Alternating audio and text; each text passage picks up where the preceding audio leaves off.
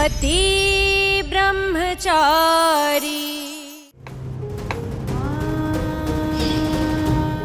ये निशान मरहम या कोई क्रीम लगाओ ऐसे।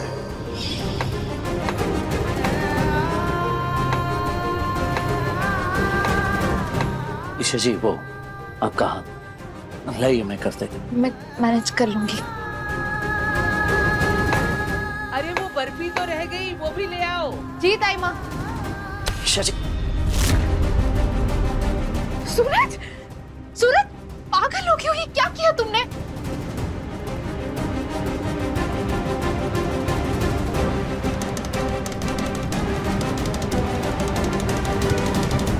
लग गई ना, दिखाओ हाथ दिखाओ।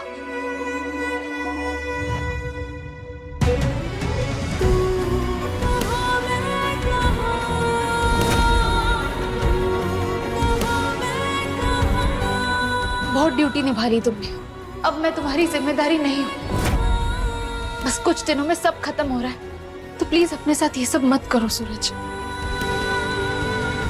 बार बार एक ही बात बोलना जरूरी है क्या? ठीक है कीजिए, जो करना है कीजिए। बार बार खुद को याद दिलाना ही पड़ेगा ना, क्योंकि तुम तो बोलोगे नहीं कि ईशा रुक जाओ।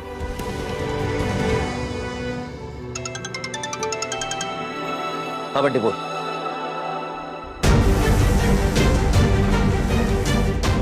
क्या हुआ?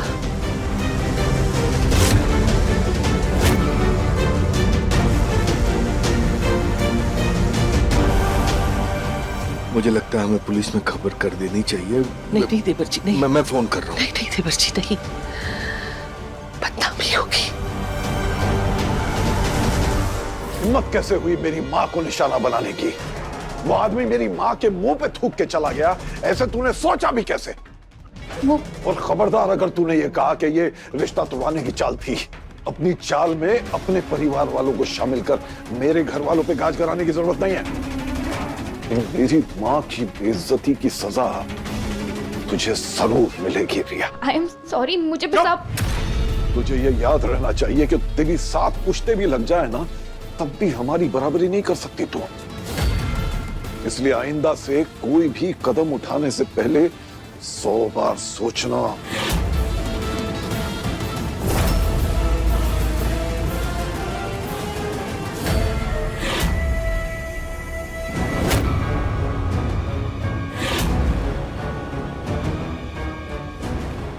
पापा, आप रिया को किस बात के लिए वार्न कर रहे थे? बेटा समझा रहा था इसे कि आइंदा कभी मेरे या आरव के परिवार को फंसाने या ब्लैकमेल करने की कोशिश की तो उसका अंजाम अच्छा नहीं होगा। इसे बता रहा था कि ये शादी मेरे लिए बहुत खास है और आरव से दूर रहे।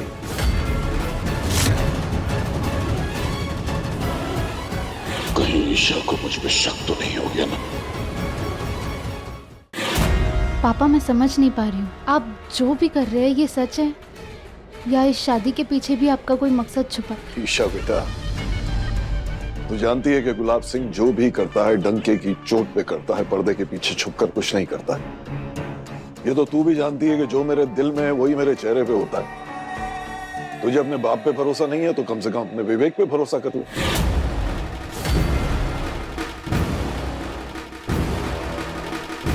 शायद बेटे की खुशी के आगे पापा ने खुद को बदल देना सही समझा हो, वजह जो भी हो, पर मैं खुश हूँ कि पापा इस शादी के लिए मान गए।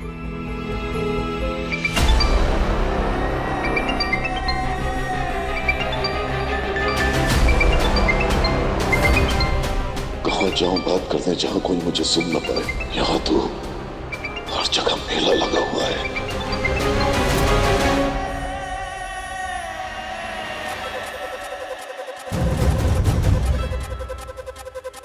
क्यों फोन किया? जल्दी बोलो।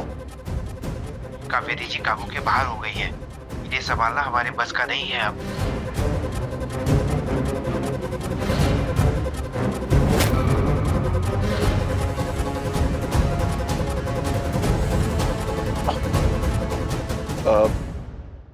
मुझे आज्ञा दीजिए, मुझे जाना होगा। सर, ऐसे शुभ मौके पे आपका जाना ठीक नहीं लग रहा है। मुझे जाना ही होगा। अगर मैं वहां नहीं पहुंचा तो शायद ये शादी रुक ना जाए। ये शादी होगी तभी तो ईशा की शादी टूटेगी। मन्नत है इसलिए जाना जरूरी है। बेटे के फंक्शन से ऐसे बीच में जा रहा हूं तो आप लोगों को लग रहा होगा कि शायद मैं इस शादी से खुश नहीं हूं। ऐसा नहीं है। इसी गलतफहमी को दूर करने के लिए ही मैं यहां आया था। असल में जब आरव व्हील चेयर पे था तो मैंने एक मन्नत मांगी थी कि जब मेरा बेटा अपने पैरों पर खड़ा हो जाएगा तो उसकी सबसे बड़ी खुशी वाले दिन मैं भगवान के मंदिर जाऊंगा, बिना रुके नंगे पांव 1008 बार मंदिर की परिक्रमा करूंगा। मुझे वो मन्नत पूरी करनी है, इसलिए मुझे जाने दीजिए। मेरे बेटे की जिंदगी खुशियां बनी रहे, उसके लिए इस मन्नत का उद्यापन करना बहुत जरूरी है। प्लीज।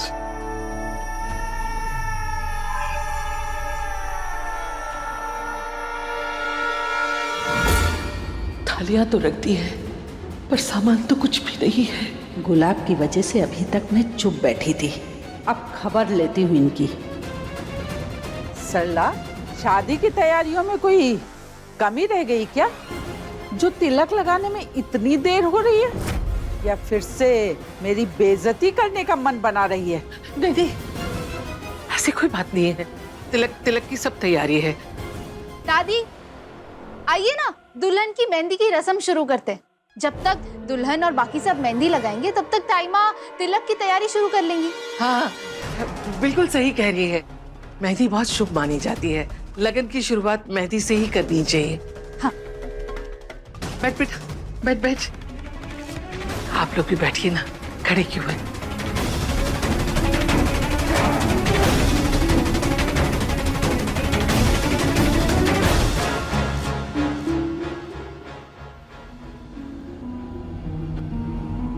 ईशा भाभी, वॉशिंग मशीन का कुछ पता लगा क्या? काव्या, सूरज कोई ना कोई रास्ता ढूंढ निकालेगा। तुम टेंशन मत लो, मेहंदी एंजॉय करो।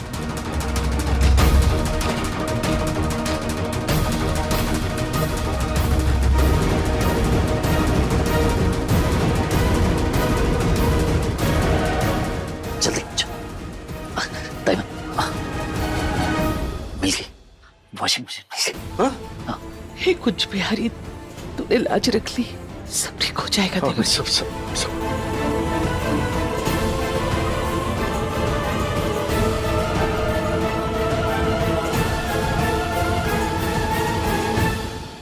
अच्छा, ये सेंटर में ना आरव लिखना और फिर उसे डिजाइन से छुपा देना। ईशा भाभी, आप ही सूरज भैया के नाम की मेहंदी लगाओ ना।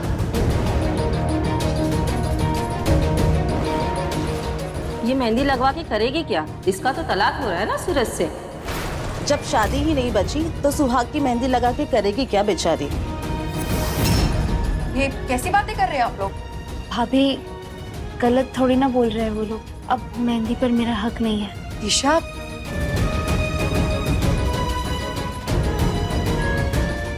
आपको मेहंदी नहीं लगवानी है मत लगाइए, लेकिन मैं तो लगाऊंगा।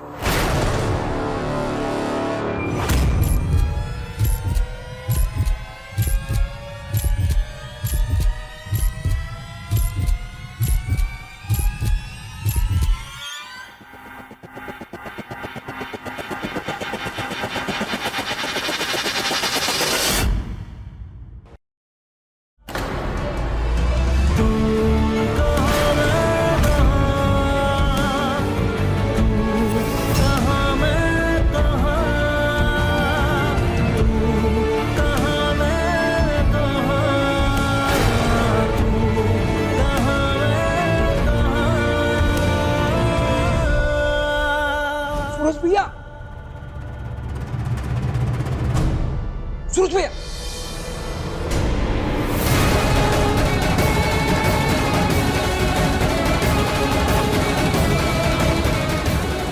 कुछ भैया, चलो चलो उठाओ, चलो उठाओ।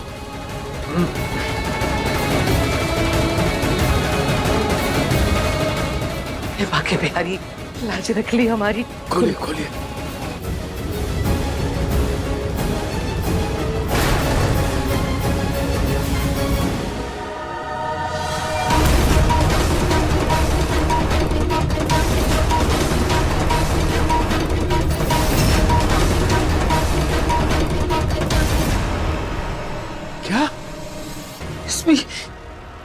गहने और पैसे कुछ भी नहीं। मैं कहा गया, इसी में तो रखा था ना हमने।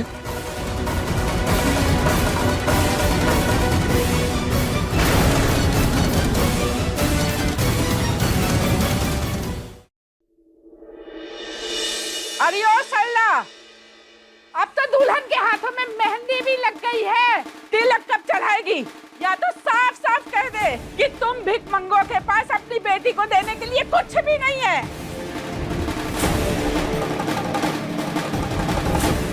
और कितनी देर लगेगी? इतनी सारी थालियां सजा के रखी है, चढ़ावा कब चढ़ाएगी? और कितना इंतजार करें हम? वो आप लोगों को तो पता ही है, शादी का घर है ना, बस आ ही रहे।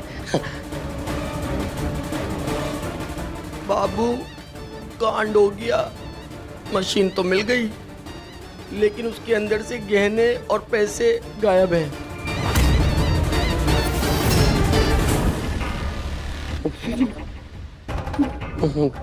तू चक्कर खा के मन गिर जाना बस।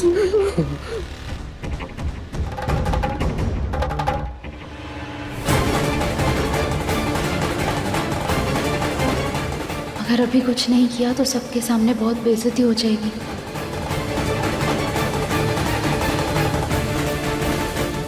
दादी, दादी, अनुराग भैया और आरव का इंतजार कर रहे हैं, वो आ जाएंगे फिर हम रस्म शुरू कर देते हैं। हाँ? भाभी,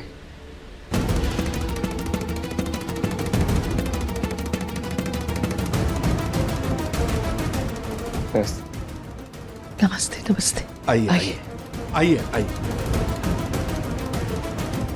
भगवान हमारे पोतों को लंबी उम्र दे। लो आ गए।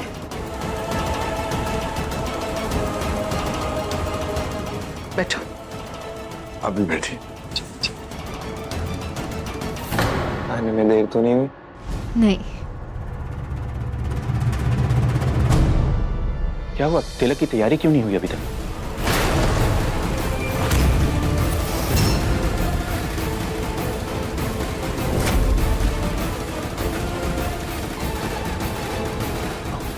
बस दादी, 1 मिनट। टाइम आइए ना।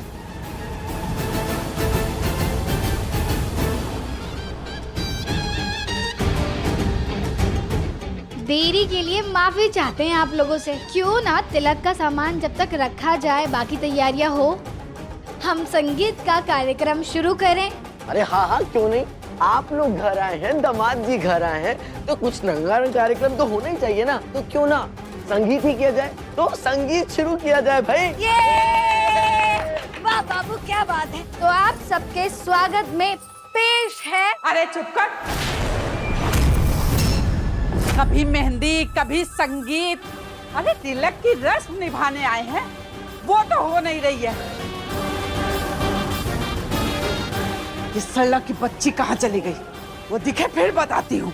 दादी जी, दरअसल बात यह है कि तिलक का जो चढ़ावा है वो हमारे बरसों की पूंजी है, और आपको पता ही है शादी का घर है, इसलिए वो सेफ रहे हमने उसे किसी दूसरी जगह संभाल कर रखा है। बस लाने में थोड़ा सा समय लगेगा, तब तक संगीत कर लेते हैं, है ना?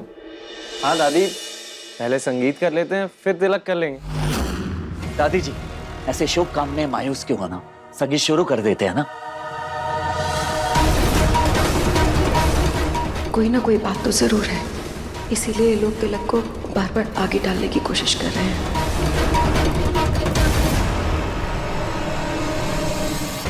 ठीक। तो संगीत की महफिल लूटने आ रही है एक खट्टी मीठी जोड़ी, यानी सास बहू की जोड़ी, यानी हमारी मम्मी जी और हमारी चुई मुई। मेरा मतलब है कि ईशा देवरानी जी और मैं।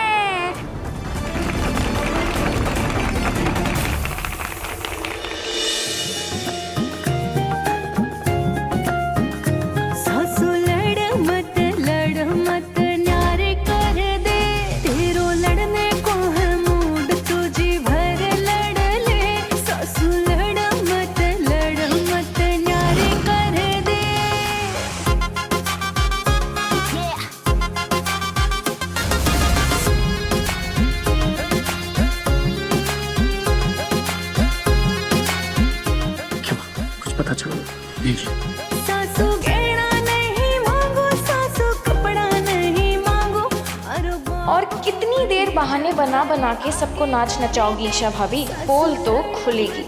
जब संगीत के बाद भी थाली में कुछ नहीं रख पाओगी, तब होगा धमाका।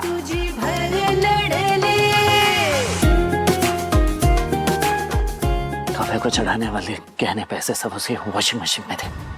तूने अच्छी तरह से चेक किया था ना? वॉशिंग मशीन के आसपास कोई जगह छूटी तो नहीं थी ना? नहीं। समझ में नहीं आ रहा क्या करूं।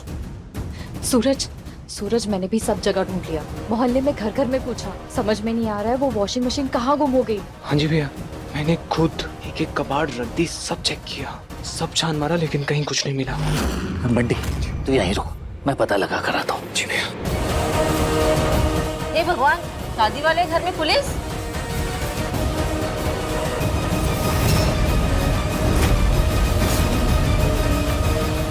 लगता है इनके गुंडे बेटे ने फिर से कोई कांड कर दिया है।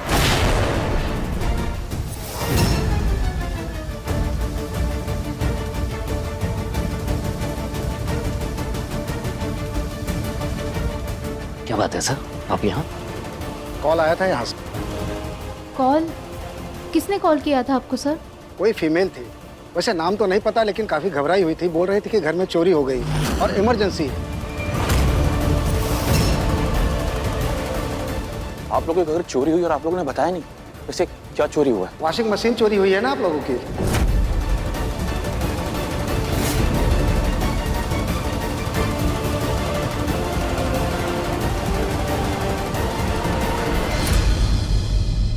बाबू, ये मम्मी मुझे ऐसे क्यों देख रही थी? मेरी आवाज लड़कियों जैसी थोड़ी है। मैं थोड़ी फोन करूंगी, अरे मतलब करूंगा।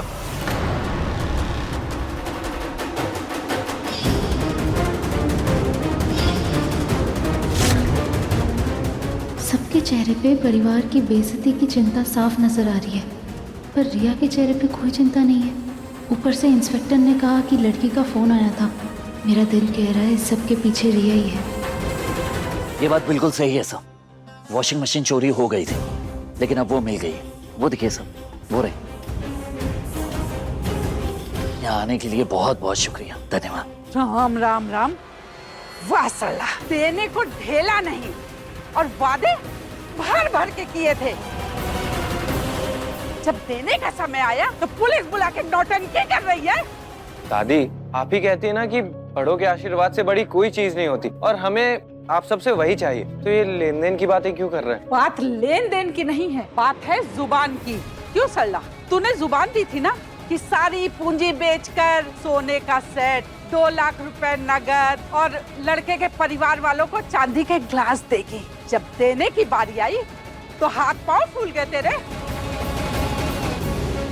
बस दादी, माना कि हम लड़की वाले हैं, पर हमारी भी उतनी इज्जत है समाज में जितनी आपकी। ये लोग अपनी जिंदगी की सारी कमाई अपनी बेटी पे लुटाने को तैयार है, और आप इन्हें ही सुना रही है। भूल गई आप? मुझे विदा करते वक्त मेरे गहने भी उतरवा दिए थे आपने। बड़े बड़े घरों में हमेशा छोटे दिल वाले रहते हैं, और छोटे घरों में बड़े दिल वाले। ताइमा ने अपनी जिंदगी भर की कमाई से गहने, पैसे, तोहफे जोड़े थे, लेकिन वो सब कुछ हमने मशीन में रखा था। मशीन चोरी होने के साथ साथ सारा सामान भी चला गया। मशीन तो जैसे तैसे मिली हमें, पर वो गहने और पैसों का थैला नहीं मिला हमें। ऐसी बात थी तो आप लोगों ने रिपोर्ट क्यों नहीं की? बेइज्जती के डर से। अगर हम रिपोर्ट लिखवाते या सच बताते इन्हें, तो भी बदले में हमें बदनामी और बेइज्जती ही मिलती। सच छुपा के तो फूल बरसने लगे ना। इंस्पेक्टर साहब, वो सामान सिर्फ गहने और जेवर नहीं थे, वो हमारे घर की इज्जत थी। मैं आपसे हाथ जोड़ के विनती करता हूँ कि उसे ढूंढने में आप हमारी मदद करें, ताकि एक बेटी का बाप उसके ससुराल वालों से नजरें मिला सके। लेकिन जो खोए हुए गहने और पैसे मिलना बहुत मुश्किल है। आज तक ऐसा नहीं हुआ कि खोए हुए गहने मिल गया, लेकिन इंस्पेक्टर साहब आप कोशिश करिएगा। देखिए, हम अपनी तरफ से पूरी कोशिश करेंगे। जो भी गहने चोरी हुए हैं उसकी पूरी लिस्ट और कुछ फोटोग्राफ हमारे पास भेज दीजिएगा।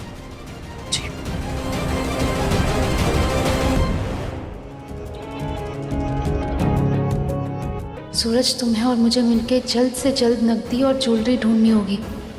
काव्या की शादी में हम कोई भी कमी नहीं रहने दे सकते।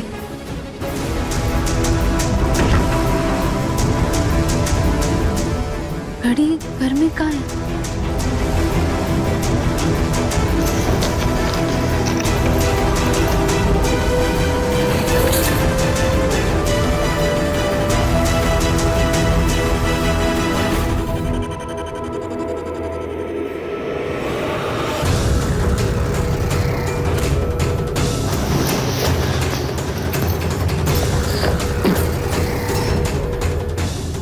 जी ये डायरेक्शन तो काव्या और रिया के रूम की तरफ दिखा रहा है। सामान यहाँ है।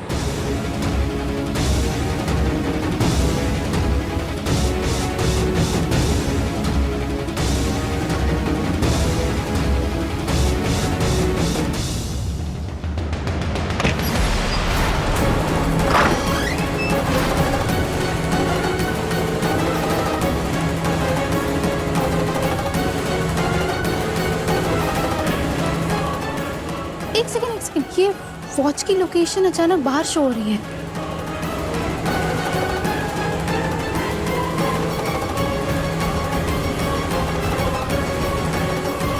रिया रुक।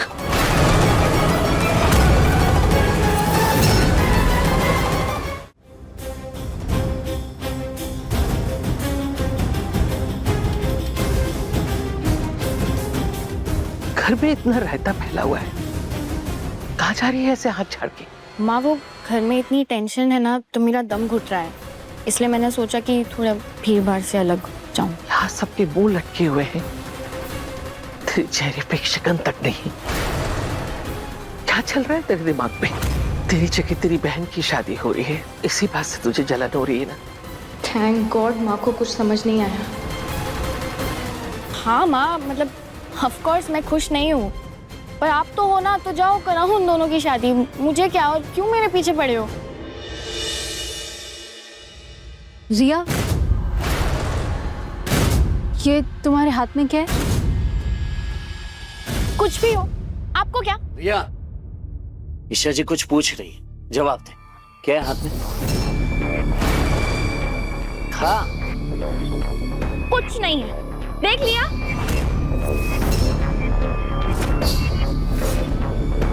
रिया रुक।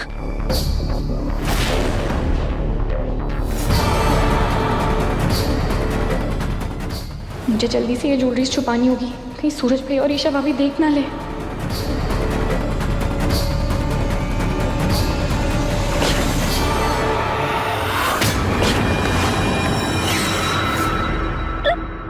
मैं तो समझ ही नहीं पाती यार, आप लोगों की प्रॉब्लम क्या है?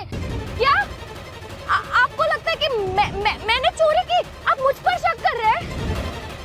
इस घर में हर कोई क्या जब देखो मेरे पीछे पड़ा रहता है।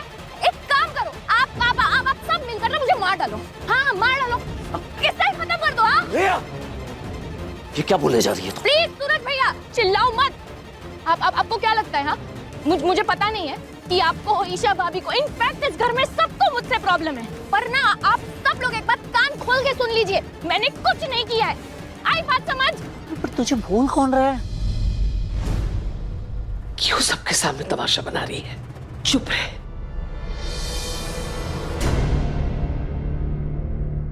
बस बहुत हुआ, अभी बताती हूँ सर। नहीं दादी प्लीज रहने दीजिए। दादी माँ, हमारे आरव की भी तो शादी है ना, बेकार में सारा खुशी का माहौल खराब हो जाएगा। बहुत हमदर्द बन रही है उनकी। अरे अगर तेरे पेट में मेरे घर का वारिस ना होता ना, तो वो सबक सिखाती कि जिंदगी भर याद रखती, पर इनको नहीं छोड़ने वाली हूँ मैं। कहाँ है सामान? दादी जी वो ईशा जी को मोबाइल, ये लोकेशन यहीं कहीं आसपास का ही दिखा रहा है। ये देखिए, ये पे हम कब से ढूंढ रहे हैं। सामान यहीं कहीं आसपास है, बस थोड़ा सा समय और लगेगा। यहाँ कुछ नहीं है। अगर यहाँ होता तो क्या हमें दिखाई नहीं देता? कब से हम लोग बैठे हैं यहाँ?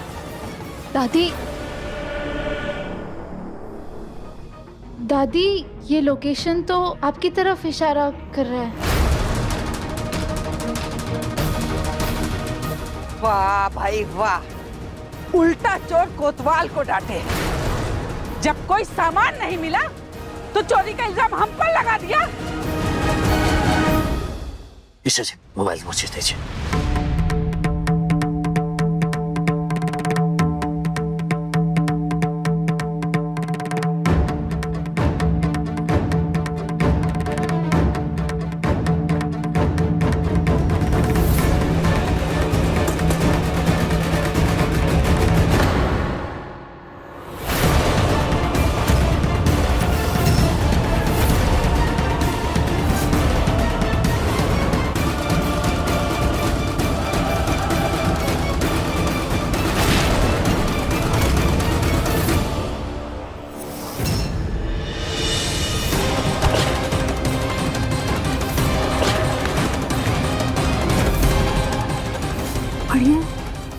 तो सीधा दादी की कुर्सी के नीचे चली गई।